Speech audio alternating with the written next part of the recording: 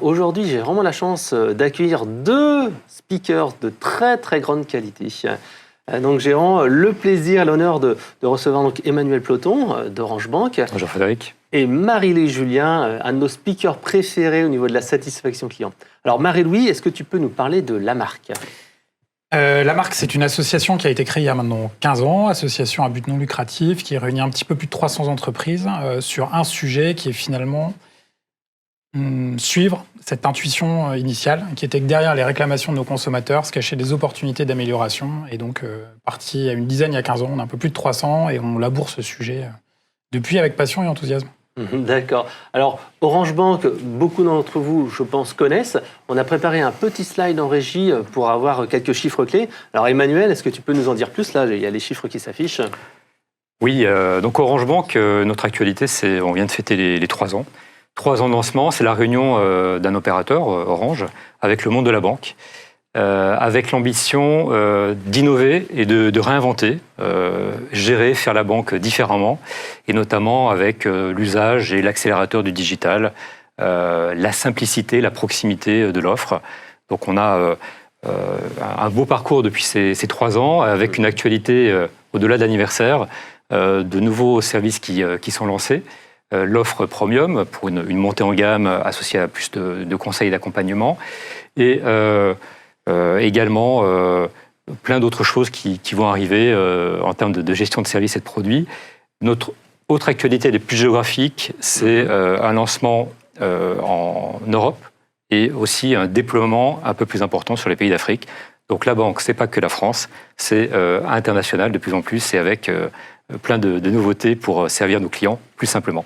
D'accord. Alors justement, lorsqu'on parle de sortir un nouveau produit, sortir un service innovant, comment faire en sorte que l'expérience client soit maximale, justement, bien avant la sortie du produit, et faire en sorte que quand le produit arrive, les gens se disent « Waouh, il est bien fait ce produit ». Alors, c'est une chance, effectivement, dans la préparation du lancement d'Orange Bank, de démarrer de zéro. On démarre de zéro. Donc, ce qui a été important pour nous, c'est, dans un premier temps, de regarder ce que fait la concurrence. Ce que fait la concurrence en termes des choses positives, en termes de choses qui doivent être améliorées, et puis surtout prendre en considération les attentes des consommateurs, des clients aujourd'hui. Entre lancer une banque il y a 10 ans ou 20 ans et la lancer aujourd'hui, je pense que tout le monde comprendra que les enjeux de digitalisation, je veux tout faire rapidement et à n'importe quel moment de la journée, je veux tout faire également en mobilité, tout ça sont des choses qui ont permis de construire Orange Bank avec ces nouvelles tendances du marché. La deuxième chose, c'est associer, bien entendu, co-construire avec les consommateurs. Alors, ça passe assez traditionnellement par des panels de clients, tester les produits, test and learn, je teste, j'avance, etc., jusqu'à une construction de plus en plus pointue et pour aboutir à un produit qui soit différenciant et propre à l'ADN et aux valeurs d'Orange Bank en termes de simplicité de compréhension. Et je terminerai, réussir un lancement avec une belle expérience client, c'est dès le départ embarquer l'ADN de l'expérience client et de la satisfaction. Alors ça passe par quoi ? Ça passe par les équipes, tout de suite acculturer à ce qui doit être une bonne expérience client. Je l'illustrerai par notre choix qui a été de mixer les recrutements de conseillers experts chez nous. On n'a pas choisi de recruter que des banquiers, on n'a pas choisi de recruter que des commerciaux. On a choisi de mixer pour justement co-construire et profiter du partage de tout un chacun. Voilà. Donc ces 3 points, observer quelles sont les habitudes de consommation, les nouvelles, co-construire avec les clients et dès le départ insuffler la culture de l'expérience, d'une bonne expérience client au sein du service client. Donc ça, c'est le lancement, les labs, la concurrence, l'ADN, etc. Vous avez aussi une volonté d'amélioration continue, parce qu'on ne lance pas un produit et hop, c'est fini. Alors effectivement, une fois qu'on a fait ce gros chantier de lancement, qui a nécessité plusieurs trimestres, il s'agit de rentrer dans la phase d'exploitation du quotidien. Et après cette phase d'acculturation dont je vous ai parlé, c'est la mettre en pratique, la mettre en musique. La théorie, c'est bien, mais la mettre en pratique, c'est tout le challenge actuellement.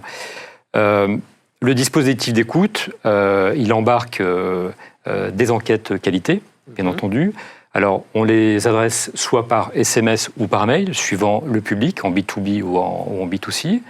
Et ensuite, nous rentrons cette donnée, cette voix du client dans une boucle de management, d'amélioration. Les managers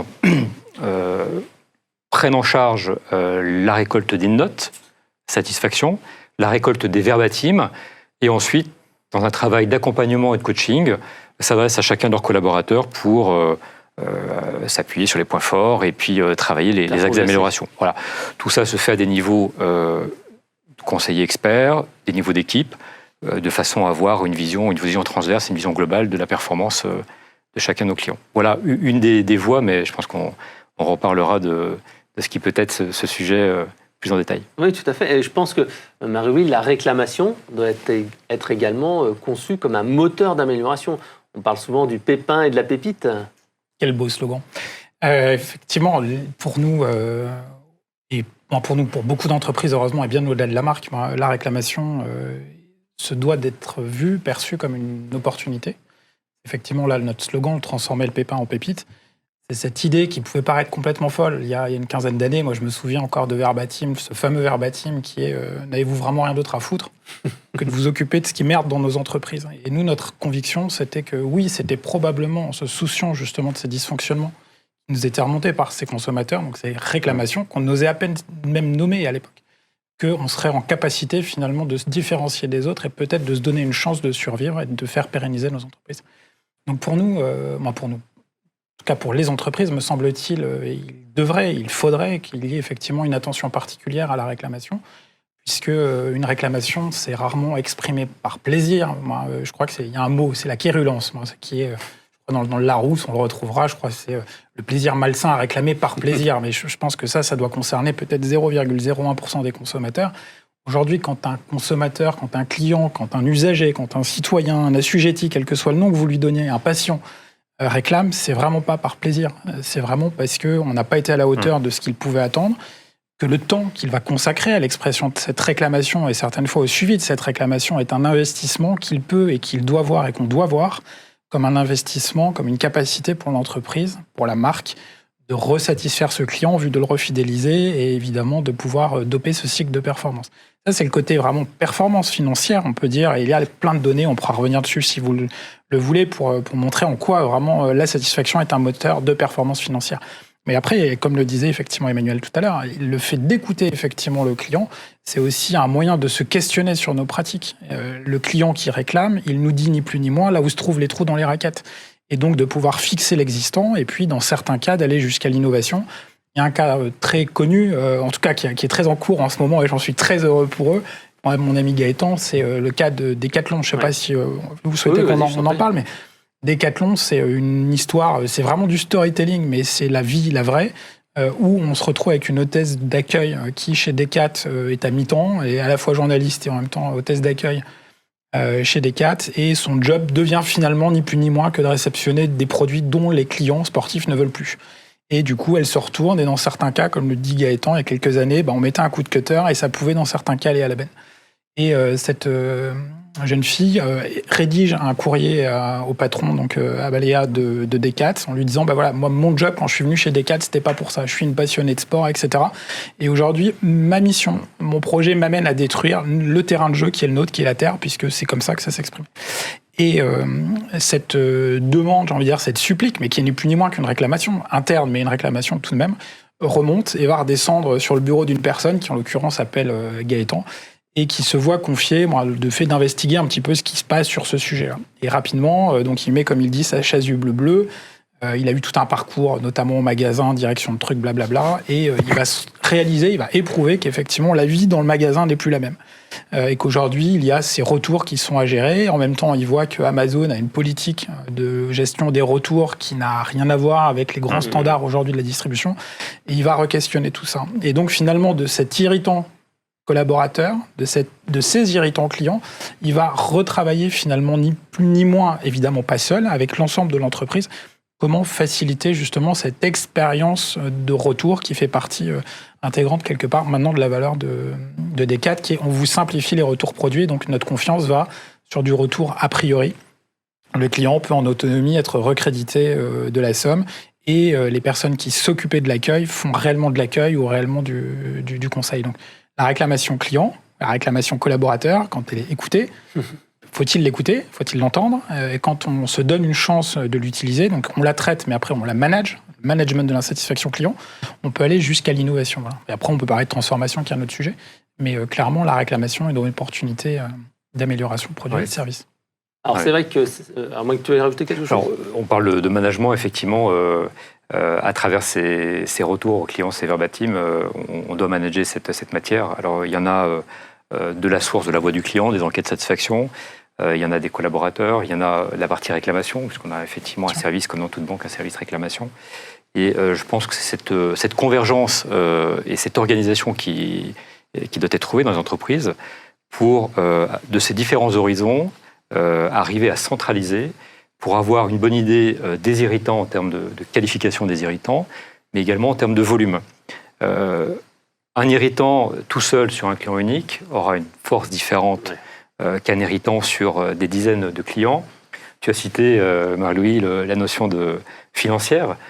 Évidemment, quand on arrive à chiffrer, et c'est ce qu'on fait dans cette démarche au sein d'Orange Bank, peut-être pour peser un peu plus fort sur le poids des décisions de développement ou de projet ici, quand on arrive à estimer, à chiffrer le poids, le coût juste de traitement interne, je ne parle même pas d'un coût en termes d'image et de fidélisation, le coût en interne, eh bien, on arrive plus facilement à porter et à embarquer l'ensemble des directions dans l'amélioration continue. Voilà.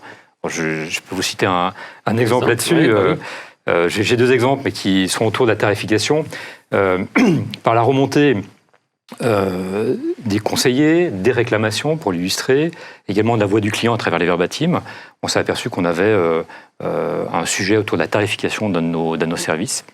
Et cette convergence de faisceaux, pris en charge par notre service amélioration continue, centralisé, piloté, a abouti à chiffrer les choses. La règle de Pareto, ça concerne combien de cas, etc., à mettre un chiffre en face, voilà ce que ça coûte au sein de la banque aujourd'hui, et à engager les actions correctives, qui fait qu'aujourd'hui, on a corrigé le sujet, des clients satisfaits, en tout cas, ils ne nous contactent plus, et on est redevenu à une norme aujourd'hui, on applique ce qu'il faut, et une charge côté service client qui n'est plus là, une charge dont on se passe bien quand il s'agit simplement d'expliquer qu'on a fait quelque chose qui n'aurait pas eu lieu. Voilà, la seule posture qu'on a dans ces cas-là, c'est toutes nos excuses. Et bien entendu, je corrige. Et le pouvoir du conseiller expert, aujourd'hui, est aussi de pouvoir de lui-même prendre des actes de décision engageants, responsabilisants. On n'est pas obligé de remonter en cascade. On parlait de tout ce qui est instantanéité, engagement et responsabilité. On souhaite mettre plus de pouvoir décisionnel entre les mains du conseiller expert parce qu'on sait que c'est bon pour la réponse immédiate au client. En tout cas, c'est une bonne chose, mais faut-il encore accepter la note et accepter la mauvaise note?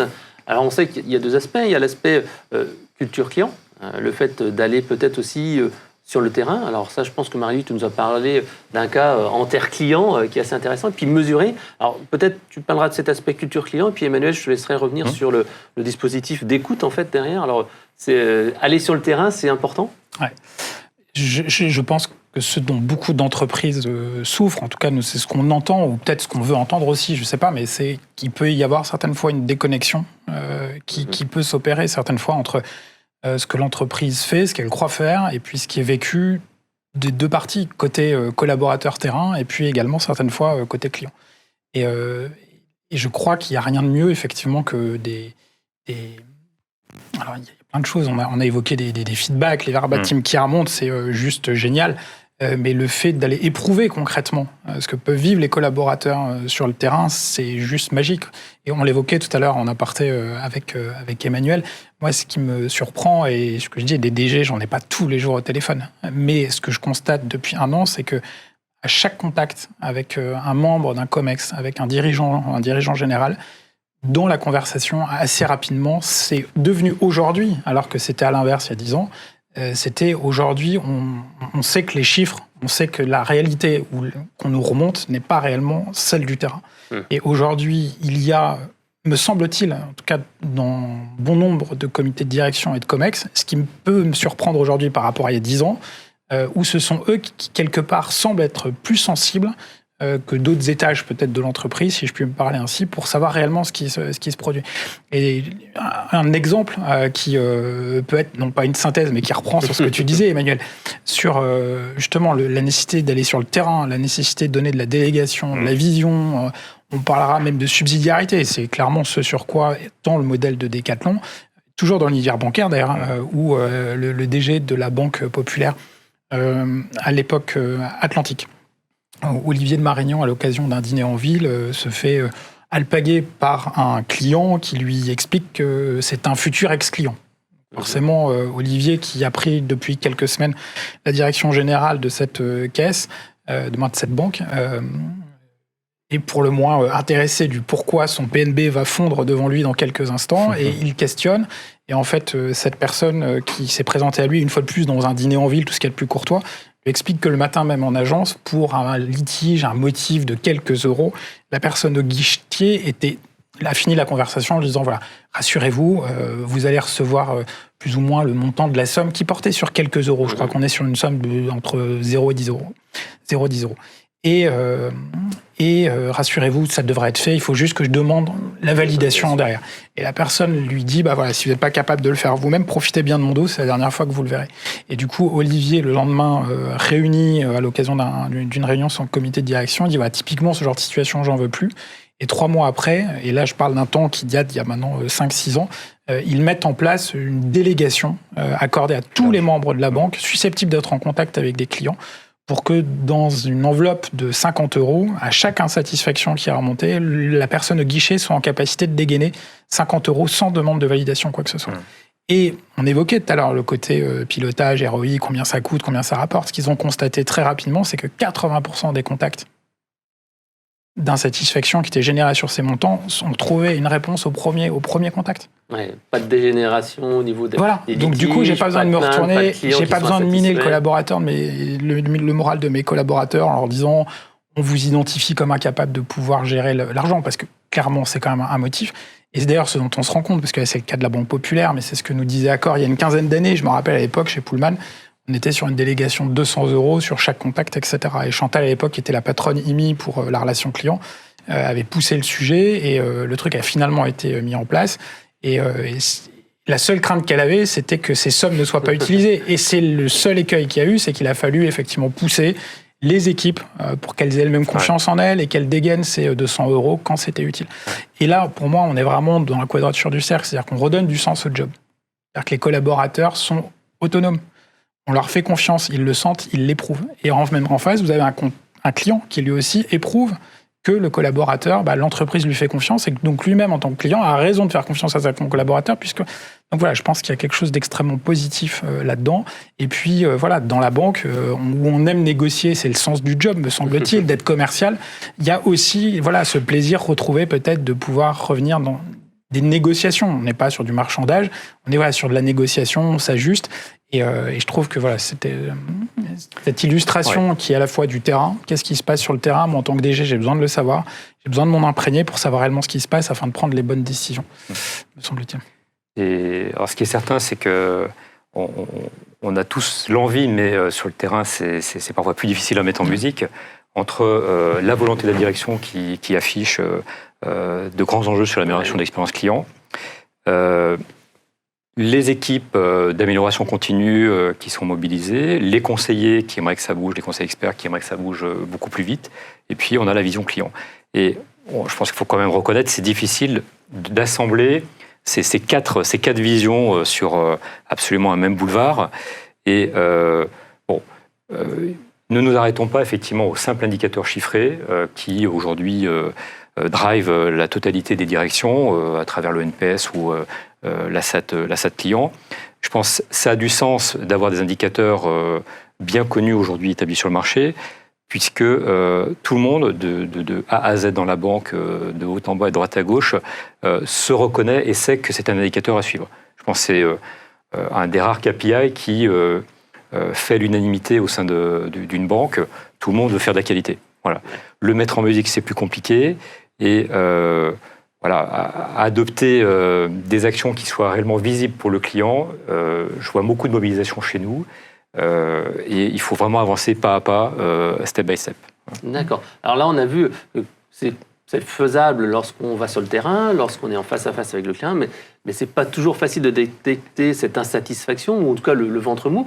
Justement, chez Orange, qu'est-ce que vous avez mis en place comme dispositif pour aller récupérer ce feedback client et améliorer le parcours client? Parce que, par exemple, le parcours d'entrée, je crois que chez Orange Bank, vous l'avez refait 3, 4, 5, 6, 7 fois? Oui. Alors, c'est le propre d'un lancement. On se teste, on se dit...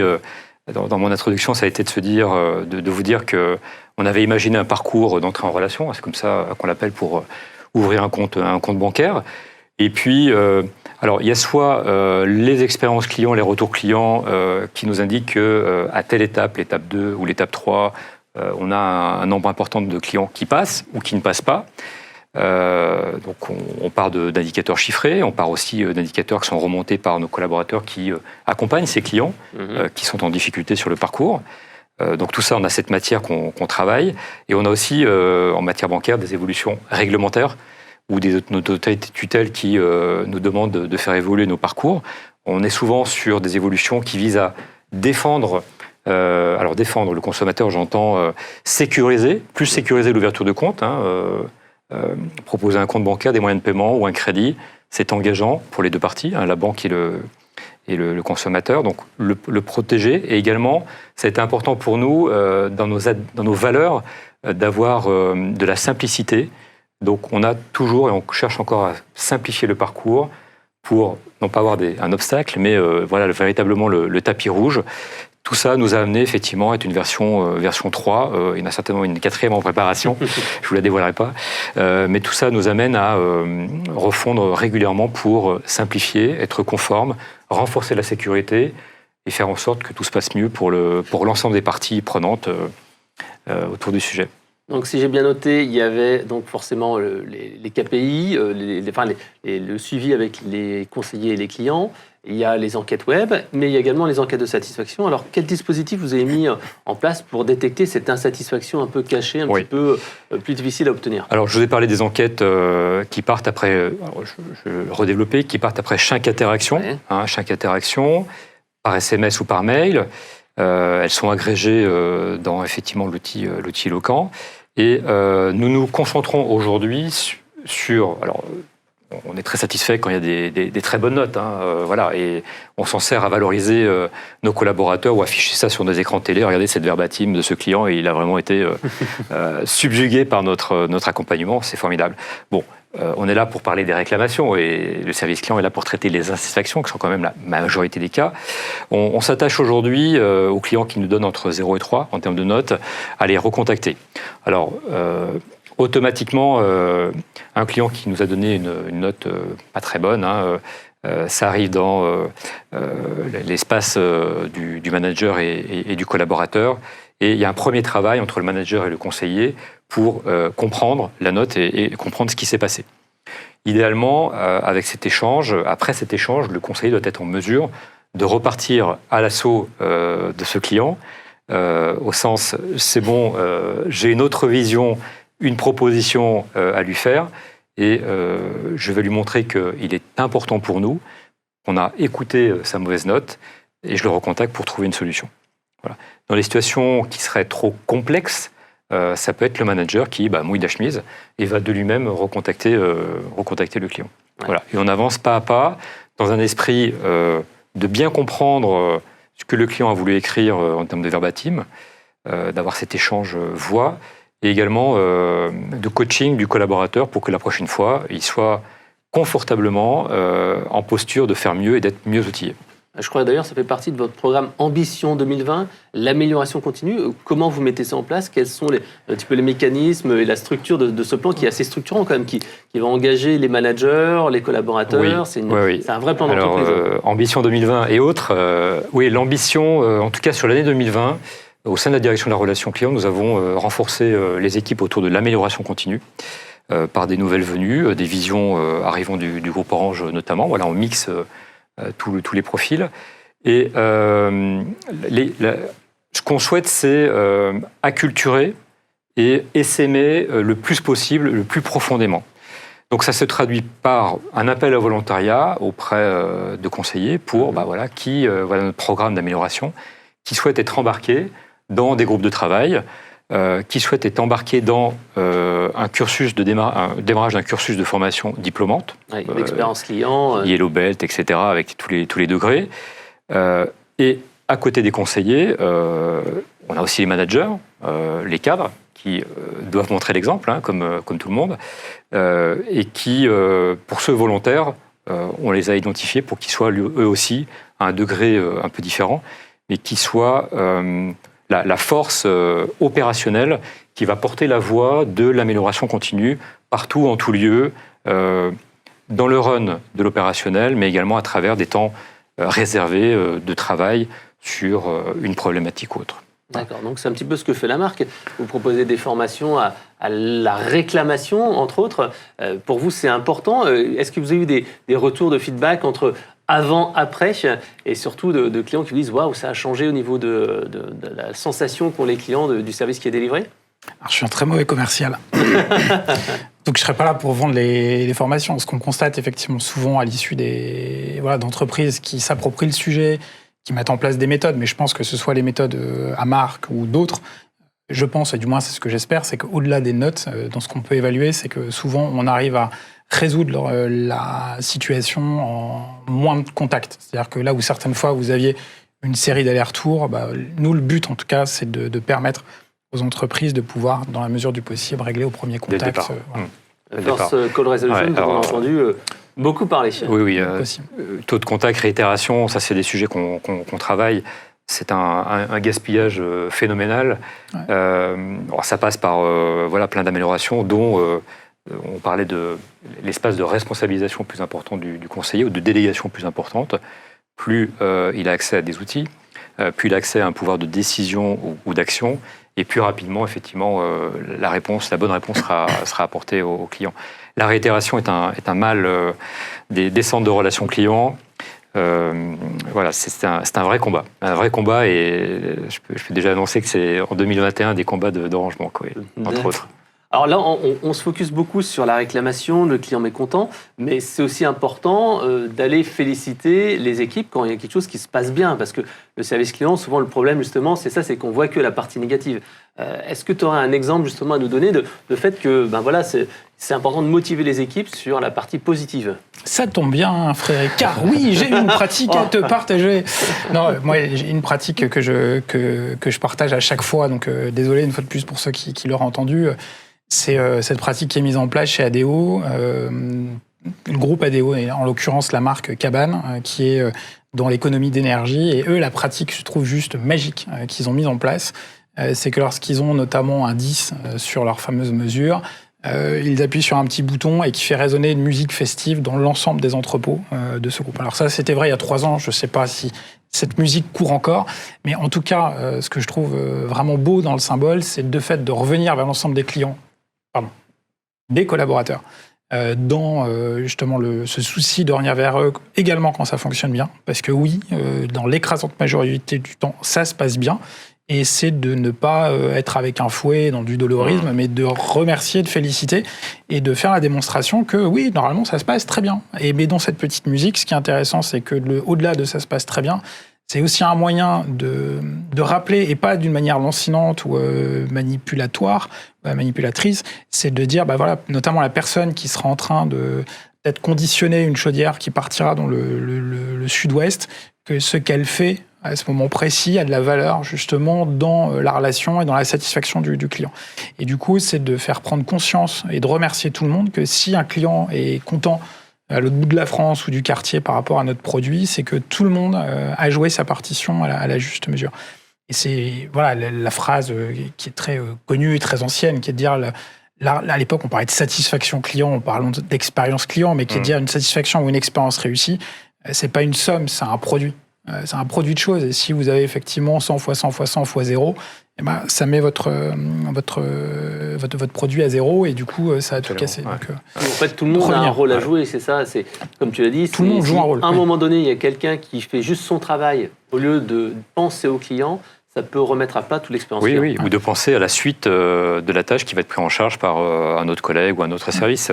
J'aime bien cet exemple de l'addition versus la somme. Oui, c'est sur 10 étapes, il suffit qu'on se loupe un petit peu sur une demi-étape et la somme, au final, sera pas 10, ça sera proche de 0. Ouais. T'as un confrère, justement, chez Orange. Alors, sur Orange Télécom, c'est Frédéric Leberman, avec qui on échangeait il y a peu de temps, et qui faisait le parallèle également entre l'expérience client, finalement, et du passage de relais en 4x400. 4x100. Et en fait, c'est exactement ça. C'est-à-dire que vous pouvez avoir 3 sprinters, tout marche super bien, c'est les premiers sur la course, et le dernier passage de relais foire, pouf, vous avez tout perdu. On est bien donc, c'est dans les détails. Oui, tu as raison, on est bien dans un collectif, et je crois que la grande différence par rapport à lorsqu'on a débuté nos récentes expériences professionnelles, tout un chacun, c'est d'arriver à embarquer l'ensemble de l'entreprise sur cette sensibilité client. Alors, il y a tout un tas de dispositifs web, avis des clients qui mettent en lumière et amènent cette sensibilité à l'intérieur de l'entreprise. L'enjeu aujourd'hui, c'est bien que chacun se sente concerné, de la fonction proche du client à celle juste concomitante et celle qui paraît très, très éloignée dans les fonctions support. Voilà. Et aujourd'hui, une entreprise qui drive une partie de ses indicateurs en affichant haut et fort le NPS, c'est ma volonté. Alors, je vais citer le groupe Orange, mais je pense que toute entreprise aujourd'hui a son indicateur de satisfaction, qu'il l'appelle A ou B. Le porter du comité de direction et le répéter régulièrement, voire l'embarquer dans des objectifs d'incentive ou d'intéressement, c'est là où on fait bouger la somme des gens et non pas l'addition service par service. Ouais. Donc cette partie de diffusion de la culture client, c'est quelque chose qui est important pour vous, pour repenser le parcours client et faire en sorte que tout le monde soit dans cette démarche d'amélioration continue. Je crois qu'on peut citer un de nos clients, Ikera, qui met en place un mur des verbatim avec les remontées des clients. Je crois que tu nous avais parlé aussi d'IDTGV avec un mur des verbatim. Est-ce que vous auriez à la marque des bonnes pratiques justement à remonter sur cette partie, voilà, je veux faire de l'amélioration continue, moi, simple collaborateur, je peux remonter de l'information à tout le monde. Pour améliorer bien sûr le parcours client et l'expérience client. Alors sur les processus de remontée, ça me viendra peut-être en parlant, mais en tout cas sur les bonnes pratiques, alors je ne sais pas si elles sont extraordinaires, mais en tout cas des retours qu'on en a, elles peuvent être assez efficaces. Alors il y a eu la fameuse chaise, je ne sais pas si vous vous souvenez de la chaise qui est devenue une chaise rouge dans certaines compagnies, etc. Nous, la bande son qu'on a pu avoir, c'est qu'à un moment, la petite chaise... Elle a été prise en photo dans plein d'endroits, ce qui était assez éloquent. Elle a été prise, sans jeu de mots pour éloquent, elle a été prise en photo dans les toilettes, elle a été prise en photo dans les garages, à côté des trucs poubelles, ce qui pouvait en dire long un petit peu sur la réelle, non pas pertinence, mais prise de conscience du message qu'on essayait de faire passer. Donc au-delà de la chaise vide, qui peut aussi être perçue comme celui qui n'est pas là, même si, une fois de plus, à la base, c'est bienvenu, mais c'est peut-être simplement d'écouter le client, parce que le client nous parle et une fois de plus, il ne rentre en communication avec nous, pas que pour réclamer, et je crois qu'on est clair là-dessus, mais c'est d'écouter cette voix du client. Et cette voix du client, elle peut s'exprimer de plein de manières différentes, ou elle peut être audible de plein de manières différentes. Ça peut être, c'est le cas, je crois, d'EDF, je ne sais pas si c'est encore le cas, mais il n'y a pas si longtemps que ça, vous aviez la possibilité, dans l'entreprise, de demander de faire une double écoute. Très facilement. Vous aviez un endroit, vous vous inscriviez, vous demandiez la permission, la possibilité de faire de la double écoute en live, boum, d'une conversation et vous écoutez. Et ça me fait penser d'ailleurs à une anecdote qui nous avait été remontée par André-Yves Portneuf, qu'on apprécie beaucoup à la marque et qui nous avait dit qu'à l'occasion de je ne sais plus quel événement aux États-Unis, il y a quelques temps maintenant, les États-Unis, une grosse partie s'est retrouvée quasiment dans le noir. Et du coup, le centre d'appel de cette boîte d'énergie a été fortement sollicité. Et du coup, toutes les ressources disponibles de l'entreprise, de la DG à des fonctions support, front office, mais qui ne sont pas forcément en contact client téléphonique, ont été mises sur les plateformes. Et en fait, ce qui est hyper intéressant à observer, et c'est ce que nous disait Pierre-Yves, dont la spécialité est vraiment l'innovation, notamment l'innovation entre guillemets, participative, c'était de dire qu'il n'y a jamais eu autant d'innovations dans cette entreprise qui ont germé dans les 3 mois qui ont suivi cet événement. Parce qu'en fait, on s'est retrouvé avec plein de marketeurs qui, de fait, ont en partie les destinées de l'entreprise dans sa pensée, dans sa révolution, dans sa projection, et qui bien souvent parlent du client sans les voir de manière régulière. pour être clair, et qui là, du coup, se sont retrouvés avec des vrais clients en face. En prise, quels sont les besoins? Et ils ont creusé. Vous avez des qualiticiens, vous avez toute cette entreprise s'est retrouvée un peu, malgré elle, finalement, en contact avec ce péril client dont on parle, mais que, bon, il est un peu long, caché ce client que je ne saurais voir. Mais finalement, derrière, il y a plein d'innovations. Et ça, je pense que il y a effectivement là quelque chose à creuser, qui est de provoquer cette rencontre. Et Terre-Client, voyage en Terre-Client qui a été mis en place chez un opérateur, mais je vais arrêter de parler de lui parce que sinon on va croire que je suis là en service commandé, mais qui a été mis en place, dont le nom peut prêter à sourire, mais qui est aussi un moyen peut-être humble de dire, peut-être qu'on a besoin aussi de revenir sur le terrain. Et du coup, on l'organise, on l'assume, et on l'organise, et on le facilite, et on fait prendre conscience, parce que nous-mêmes, on a pris conscience. Et je pense que tout ce qui est, ce qu'on disait tout à l'heure, se reconnecter avec le terrain, mais qui est ni plus ni moins que se reconnecter avec la vraie vie, la réalité, c'est cool. C'est cool, et je pense qu'on est dans une période qui, paradoxalement, parce que c'est peut-être là où on bouge le moins, mais moi, ma conviction, et on a pu l'exprimer et l'écrire, donc on ne dira pas, il dit ouais, facile, dit ça maintenant, mais non, on l'a écrit il y a un peu plus de 6 mois, dès le début du Covid, on s'est dit la relation client a clairement un challenge, un défi, et si elle joue bien sa partition, c'est pas cynique, c'est de se dire, malgré le Covid, celles qui auront joué de manière cohérente, en sincérité par rapport aux clients, par rapport au public, qui ont été très clairement fragilisés, on en parlait tout à l'heure, et le chapitre n'est pas prêt de se fermer, on se rend compte que ces entreprises, aujourd'hui, elles, de fait, en tout cas dans la relation avec leurs clients, elles sont probablement beaucoup mieux sorties. Oui, parce qu'on se souviendra mieux d'une marque avec qui on aurait eu un moment fort lorsqu'on n'est pas très bien, qu'une marque où tout va bien et qui finalement on dit voilà, oui, ça va bien. On a un exemple, alors, rien n'était prévu depuis tout à l'heure de ce qu'on dit, et c'est très bien ainsi, mais par exemple, on a mené en début d'année une étude avec notamment Sens du Client, Init et Salon Stratégie Client, comme ça j'ai donné les 4 partenaires que tu as ou que tu vas citer, mais qui est de dire, on a fait une étude en début d'année, donc c'était en janvier, alors on n'a pas une parole performative, et en plus on n'a pas ce don de science de savoir que le Covid allait nous tomber sur la gueule comme il est tombé. Il se trouve qu'on a fait une étude, on a eu auprès des acteurs de la relation client, il y avait une question, et qui était, pour vous, donc, en tant qu'acteur de la relation client, quelle est l'entreprise la plus inspirante en termes d'expérience client?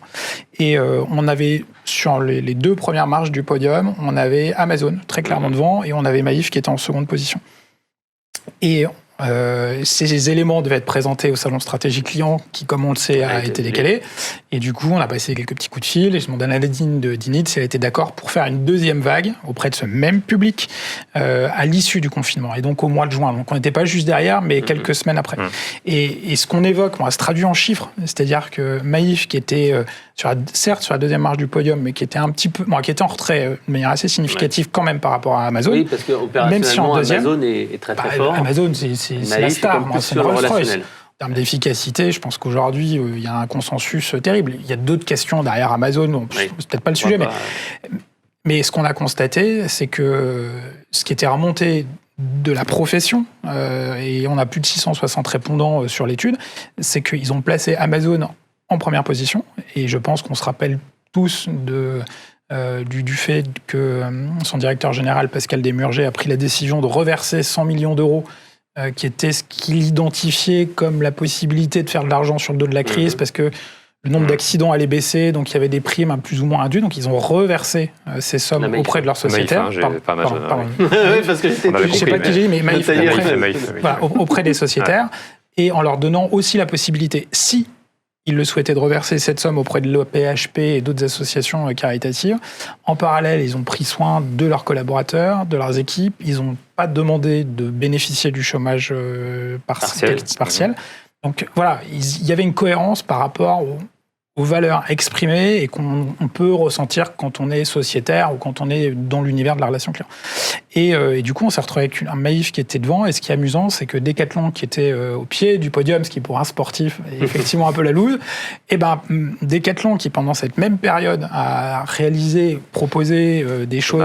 Le masque, plein de trucs faits chez Decat. On vous accompagne dans le soin, prenez soin de vous, parce qu'ils anticipaient le fait que la perte de sport, la santé, etc., le psychique...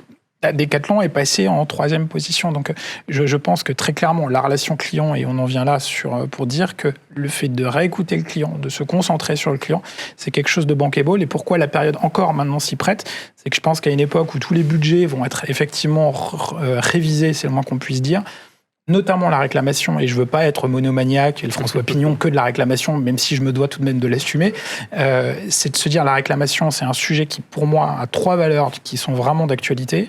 Un, c'est la notion de sobriété. Je crois qu'on ne fait pas plus sobre que la réclamation, et qu'en même temps, c'est une valeur qu'on se doit d'exprimer en ces temps vraiment durs, tant pour les marques que pour notre société. Il y a aussi cette notion de proximité, parce que la réclamation, c'est d'accepter le contact et l'échange. Et en même temps, il y a cette question de sincérité, qui est d'authenticité, qui est d'accepter finalement ce que nous dit l'autre, donc une question d'humilité.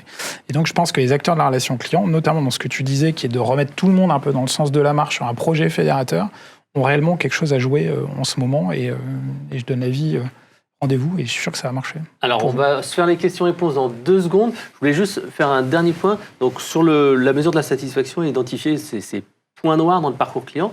Vous utilisez donc NPS et CSAT. NPS pour la recommandation et CSAT pour la satisfaction. Oui. C'est l'enquête Oui. SMS qui est envoyée ou email. Tout à fait. D'accord. Et le NPS, c'est plutôt au niveau global pour se benchmarker entre les différentes entités du groupe Oui, Orange, etc. alors c'est un choix stratégique pour Orange de partir sur cet indicateur pour l'ensemble de ses activités.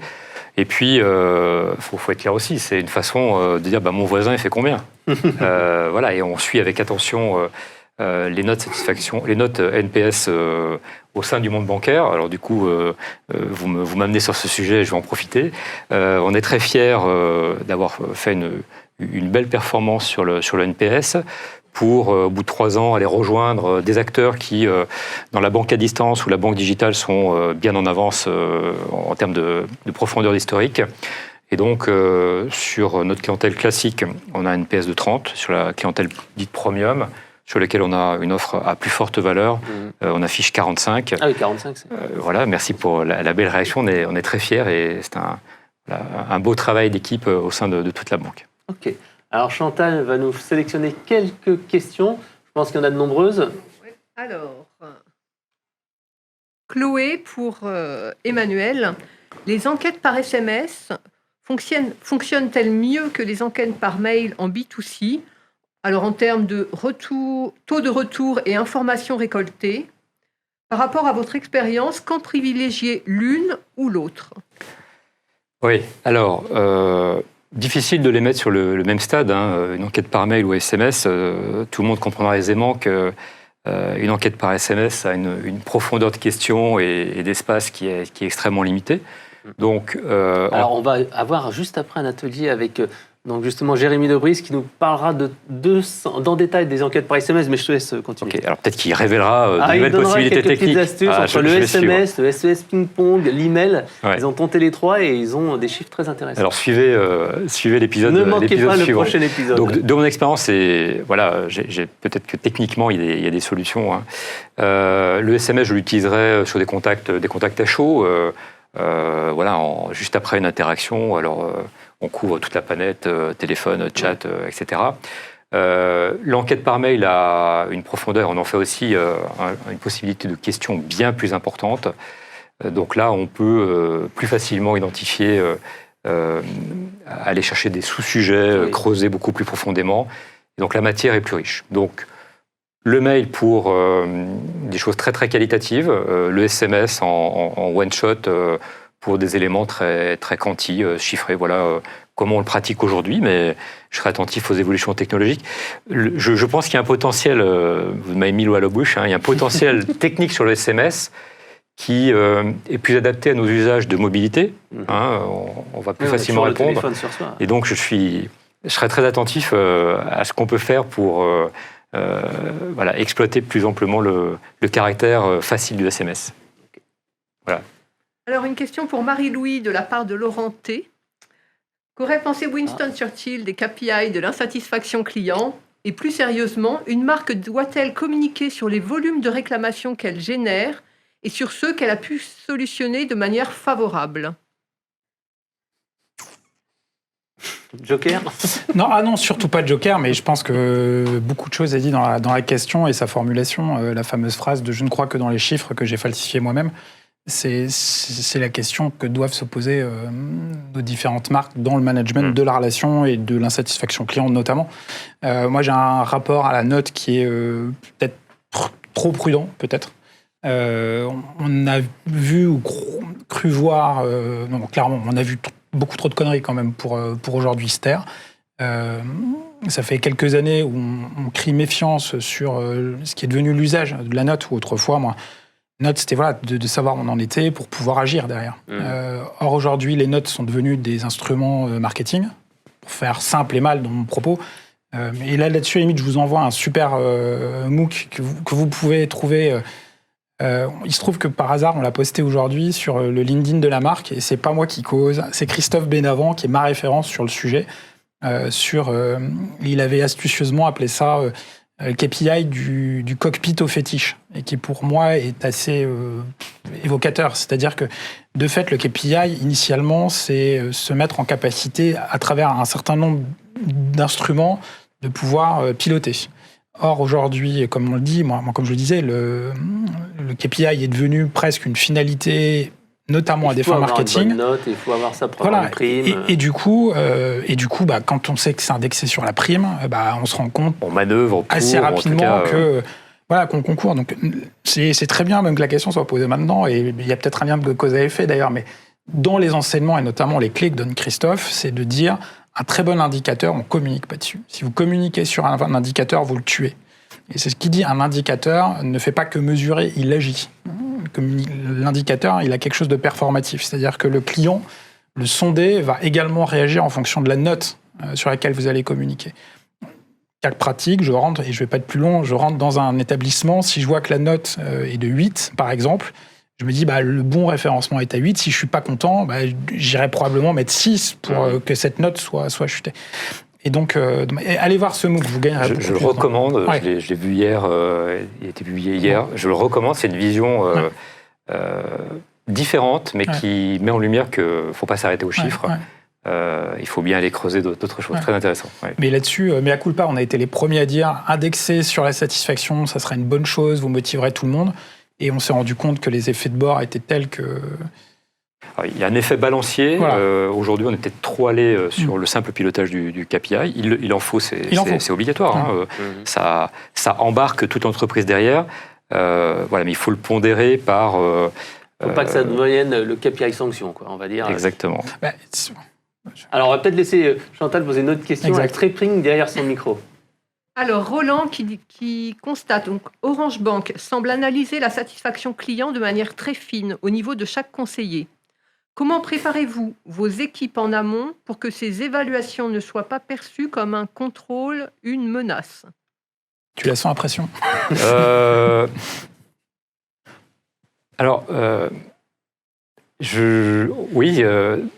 Naturellement, on a la chance dans le milieu bancaire d'avoir une démarche de contrôle ou d'analyse qui a débuté il y a plus de 15 ans. Je parlais des enregistrements des conversations. À l'époque, on était uniquement sur la voix. Et donc, on a l'habitude d'avoir la matière analysée et une démarche de coaching ou d'accompagnement des collaborateurs. Qu'est-ce que les sondages ont changé? En fait, pas grand-chose. C'est-à-dire que à l'écoute des enregistrements de conversations, on a rajouté la voix en direct des clients. Donc, je ne sens pas que ce soit perçu comme une sanction ou un contrôle. C'est un outil complémentaire qu'on a embarqué dans notre process d'amélioration continue. Alors, en espérant avoir répondu. Alors, Gwen, on a beaucoup parlé de l'empowerment des collaborateurs, qui est un facteur de motivation et de mise en valeur du sens de la mission. Comment accompagner les managers qui perdent du pouvoir? Comment évolue leur rôle d'après vous? Très bonne question. Marie-Louis? Salut Gwen d'ailleurs. Non mais bonjour Gwen, je ne vous connais pas, mais bonjour Gwen. Peut-être Gwen Rio?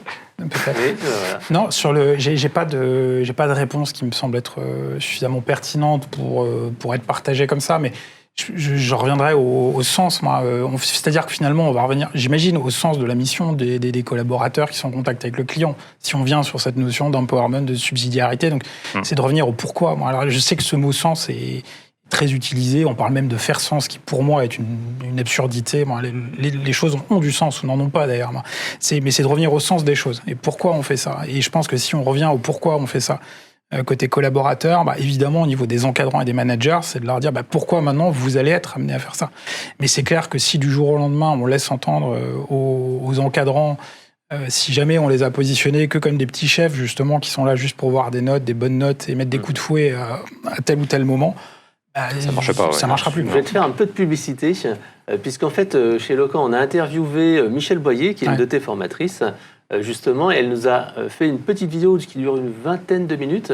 Elle nous a fait un petit focus sur la formation des managers à la relation client, à l'expérience client et à la réclamation. Donc, je vous invite à aller sur la chaîne YouTube, vous tapez Locan et vous recherchez Michel Boyer. Et elle a un petit extrait dans ces 20 minutes, de 3-4 minutes, sur justement cette gestion des managers au niveau de la réclamation. Là, tu n'as pas fait de la pub pour la marque, tu as fait de la pub pour ton blog, c'est différent. Donc moi, je vais faire de la pub pour la marque.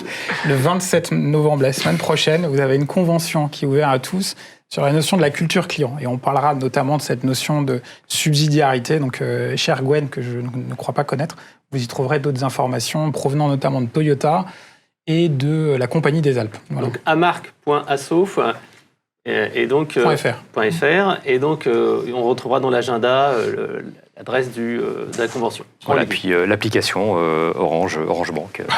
On va essayer de prendre peut-être encore une petite question. Chantal, ça sera la dernière. Question, celle de Maxence qui demandait comment définir la culture client. Eh bien, on va lui dire d'assister à la convention à marque en ligne le 27 novembre. C'est gratuit, c'est offert, on n'a rien à vous vendre. Et voilà. Et donc, on va peut-être prendre celle de Karine. Vous avez peu abordé les clients mécontents sur les réseaux sociaux. Ils peuvent pourtant avoir un impact important sur une marque. Qu'en est-il chez Orange Bank de cette écoute sur les réseaux sociaux ? Quelles sont les préconisations de la marque pour gérer les râleurs du web ? Alors, on va se partager la réponse, Marie-Louis. Alors oui, bien entendu, on a parlé des canaux un peu traditionnels, mais les réseaux sociaux ont été embarqués dès le départ dans l'histoire d'Orange Bank. Ils font l'objet d'un traitement par une équipe spéciale. Répondre, interagir avec des clients sur du chat ou du téléphone, c'est un petit peu différent que sur les réseaux sociaux. Il y a des codes et du langage différent. Il y a cette notion de buzz qui peut faire très très mal ou très très bien et sur lequel on a donc des délais d'intervention et de réponse qui sont de 30 minutes pour très rapidement aller en réponse. Côté banque, on a l'handicap que les informations sont confidentielles, donc on passe assez rapidement en privé. Voilà pour ce qui est de ma partie. Mais du coup, moi, je vais essayer de raisonner, ou plutôt de partager le plus pratique possible sur la partie réseaux sociaux. Tout d'abord, je me souviens de ce que me disait à l'époque Sébastien Bordier d'IDTGV, Feu IDTGV. Il me disait, c'est assez étonnant, on va chercher de plus en plus d'informations chez les clients pour mieux les connaître, mieux les comprendre et mieux répondre. Et on est les premiers à ne pas être content quand on est alpagué par Twitter. Et du coup, il avait cette réponse qui était assez surprenante et il me disait, oui, parce qu'en fait, quand un client réclame, finalement, tu as accès à tout son fil de discussion et tu peux savoir qui il est. Donc déjà, avant de répondre, peut-être, c'est de voir quel est le type de profil. Et vous avez, et je pense qu'on l'a tous plus ou moins vu, vous avez des profils qui n'existent que pour réclamer parce qu'on a des personnes qui ne veulent pas, mais du coup, c'est uniquement un usage. Et puis, vous avez d'autres profils où, effectivement, la personne peut réclamer une fois tous les 2 mois, mais c'est juste parce que c'est son mode d'expression. Et donc, ça permet de savoir un petit peu dans l'intention qu'est-ce qui est attendu. Puis après, moi, j'avoue que j'avais été séduit par Orange. Je ne sais pas si c'est fait côté encore Orange. En ce moment, on mettait le temps de réponse moyen sur la bannière de Twitter. Et ce qui était un moyen de dire aux clients, voilà, en gros, si vous n'avez pas votre réponse dans les 5 minutes, ça ne sert à rien de nous faire un heureux. On va revenir vers vous. Il y a la RATP aussi qui mettait ses heures d'ouverture de community manager. Voilà, il y a plein de petites pratiques. On a un guide de bonnes pratiques qui est aussi mis à votre disposition. Afficher les plages de disponibilité plus importantes, etc. En tout cas, donner de l'information et de transparence. Mais après, voilà, je ne vais pas être plus long. Merci à tous les deux. Donc, merci pour cette intervention de très grande qualité. Comme d'habitude, je le dirais. Et nous, on se retrouve dans à peu près 6 minutes pour le prochain atelier, donc à 15h. Et donc, ça sera 10 ans de relations clients dans le secteur de l'eau et de l'énergie. Quels enjeux et quels défis à venir? Et pour cela, en fait, on va retrouver Mathieu Billiem qu'on a vu ce matin et on accueillera à distance Yolande Azout, responsable expérience consommateur dans l'activité eau en Bourgogne-Auvergne-Rhône-Alpes chez Veolia. Donc, on se retrouve dans 5 minutes pour un atelier donc spécialement dédié à l'eau et à l'énergie. Merci à tous et à tout de suite. Merci.